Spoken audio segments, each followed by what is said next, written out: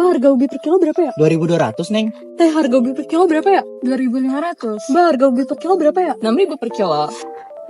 Kamu mahasiswa pertanian tapi nggak tahu konsep pemasaran. Sini, aku kasih tahu konsep pemasaran dalam agribisnis.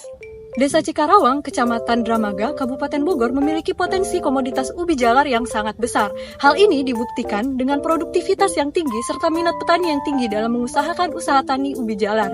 Namun, pada kenyataannya, produktivitas yang tinggi tidak selalu setara dengan pendapatan yang diterima oleh para petani. Hal itu berkaitan dengan efisiensi pemasaran dan juga saluran yang ada pada rantai pemasaran. Mari kita mulai dari komoditas ubi jalar. Jadi, ubi jalar akan melewati beberapa saluran pemasaran sebelum akhirnya dapat diedarkan ke konsumen. Dimulai dari petani ke pedagang pengumpul ke distributor, dan pedagang distributor ke pedagang eceran, dan akhirnya kepada konsumen.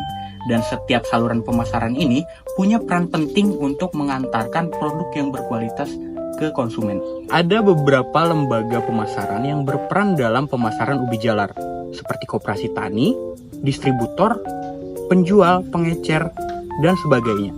Namun, penting bagi kita untuk mengetahui siapa lembaga pemasaran yang mendapatkan keuntungan yang lebih besar. Proses pemasaran tidaklah gratis. Ada biaya yang dikeluarkan di setiap lembaga pemasaran, seperti biaya tenaga kerja, pengangkutan, pengemasan, retribusi, tapak, dan sebagainya. Semua biaya ini akan mempengaruhi harga jual dari ubi jalar di titik akhir. Semakin rendah biaya yang dikeluarkan, maka akan semakin efisien prosesnya. Di titik petani, harga beli dari ubi jalar itu jauh lebih rendah.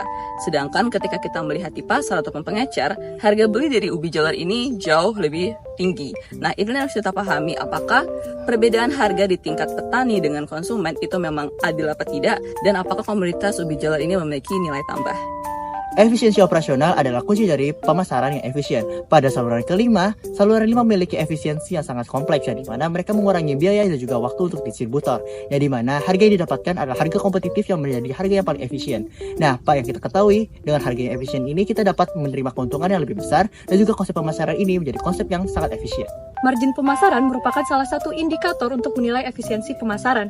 Margin pemasaran dapat diartikan sebagai selisih antara harga jual di tingkat petani dan juga harga jual di tingkat konsumen.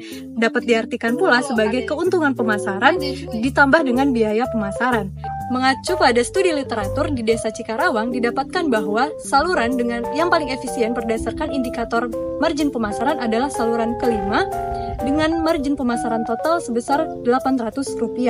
Hal ini dikarenakan semakin kecil margin pemasaran, maka semakin efisien saluran pemasaran tersebut. Farmer share merupakan perbandingan harga di tingkat petani dan juga konsumen akhir. Semakin tinggi persentase farmer share, maka semakin efisien suatu saluran pemasaran. Berdasarkan hasil studi literatur, didapatkan hasil bahwa saluran pemasaran kelima merupakan saluran pemasaran yang paling efisien dengan persentase sebesar 73,33%. Berdasarkan hasil studi literatur, didapatkan bahwa saluran keempat merupakan saluran yang paling menguntungkan dengan keuntungan sebesar Rp3.380. Sekarang kamu sudah memahami bagaimana pemasaran komoditas ubi jalar dengan lebih baik. Dengan memahami alur pemasaran, biaya, harga, dan efisiensi, kamu dapat mengambil keputusan yang lebih tepat dan meningkatkan keuntungan. Jangan lupa, pemilihan saluran pemasaran yang lebih tepat sangat penting untuk kesejahteraan petani.